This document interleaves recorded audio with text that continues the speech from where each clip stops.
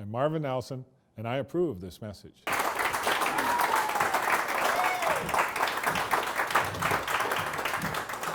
Well, thank you, John. And that's some big words to follow up. I want you to all know just how dear you are. North Dakota has been waiting for you for a long time. 101 years ago, the original Nonpartisan League was formed. It was a group, largely farmers and laborers, and you can see the remnants today in the Democratic Nonpartisan League name and in the Democratic Farmer Labor Party in Minnesota. They banded together because big business and big government took advantage of them.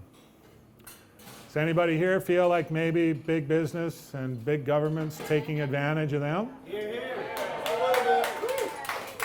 Well, that's what it's all about, because you've got one thing that they don't have. You have more votes. And that's what it fundamentally takes for us to take control and to be champions of our own destiny. North Dakota, in my mind, is really not a Republican state. North Dakota is a state controlled by the organization ALEC. If you look around town here, you see Al Carlson, you see Blair Thorson, you see Jim Casper, you see the Koppelmans, all those leaders. And you know what happens? Sometimes some good Republicans are actually elected to office in this state. And when they get in there, it doesn't make any difference. Because ultimately, when push comes to shove, ALEC is in control, so you better have a voter ID. And ALEC is in control, so we can't put two people on a 1.5 mile oil train going through Fargo. And ALEC's in control, so if you're a worker who's seriously injured, including even our volunteer firemen and EMTs, we kick you to the ditch, charge you a half day's pay, and tell you to get out of here. It is criminal what happens in this state to working people.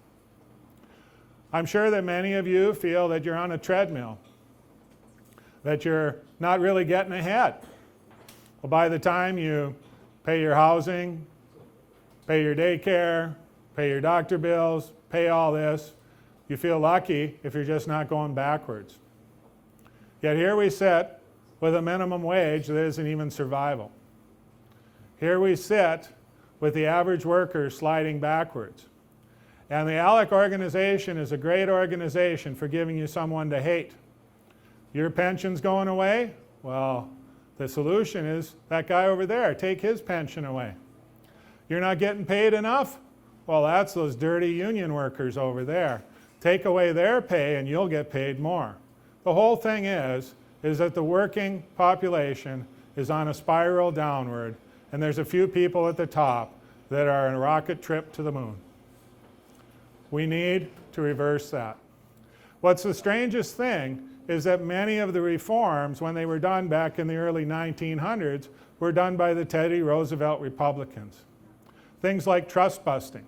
Today we have much greater monopolies than we ever did in the early 1900s, yet we don't touch them. We have things like the inheritance tax, several $1 million without any tax at all, and then we do some on top. Well, we just can't have something like that. They call it the death tax. You know my thing? I wish I got to pay all my taxes after I was dead. It would be perfect.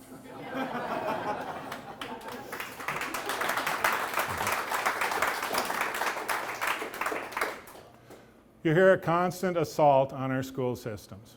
And ultimately what that comes down to is they want vouchers and payment for their private schools while your public schools dwindle away. Don't let them do it.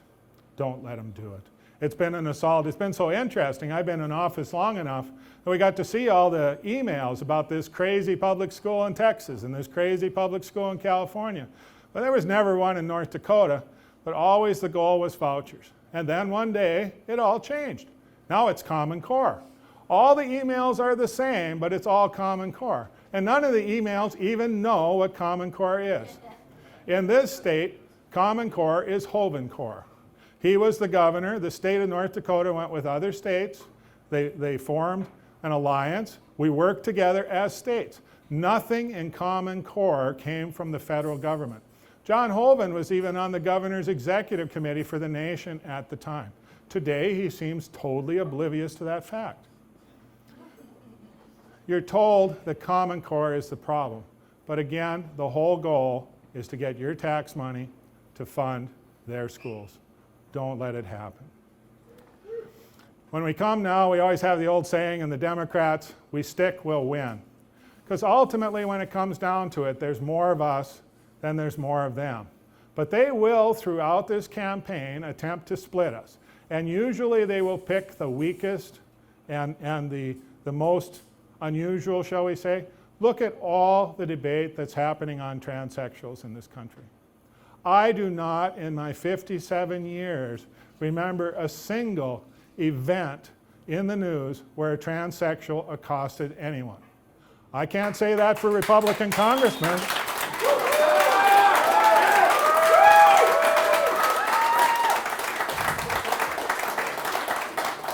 I guess if we want to work on real problems, we're going to have to put police to check to see if someone's a Republican congressman when they're going through the Minneapolis airport. This is how silly it gets.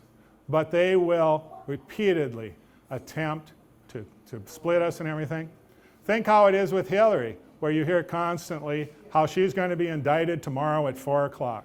Have we ever spent as many millions of dollars investigating someone without coming up with any charges? Don't fall for that. Vote for Bernie, vote for Hillary, but don't fall for the Republican line.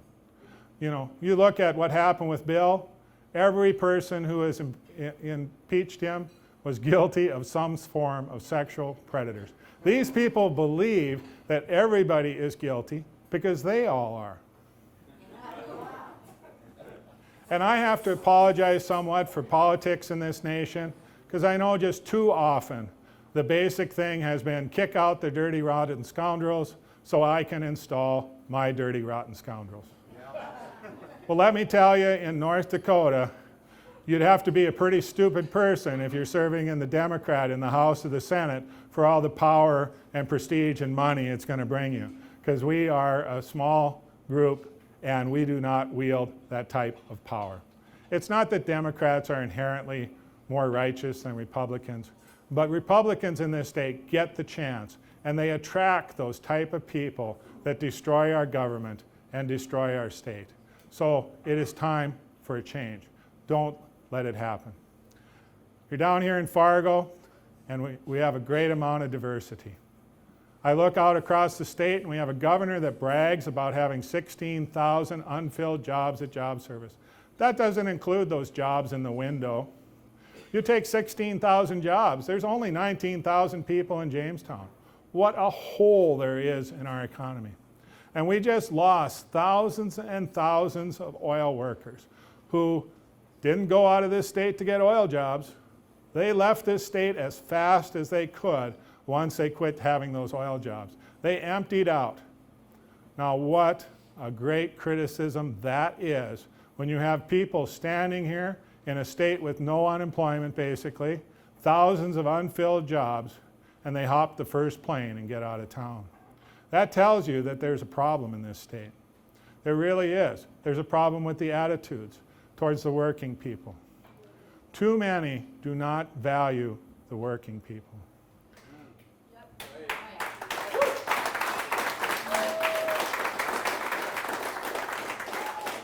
We cut benefits in this state. Whom do we cut? We cut the autistic children. We cut the daycare services. You know, Fargo just made the news today because it's the only city in the state that meets the goal. Half of the necessary daycare slots are available as licensed daycare in Fargo. That is the only city in the state that has half as many licensed daycare slots as it needs. Most of the state has 25 to 30% of the daycare slots. Why do we have 16,000 unfilled jobs? Because you can't find daycare. Yet what do? We cut daycare. This is not economic development. This is not good business. It's just stupid. Let's just call it what it is.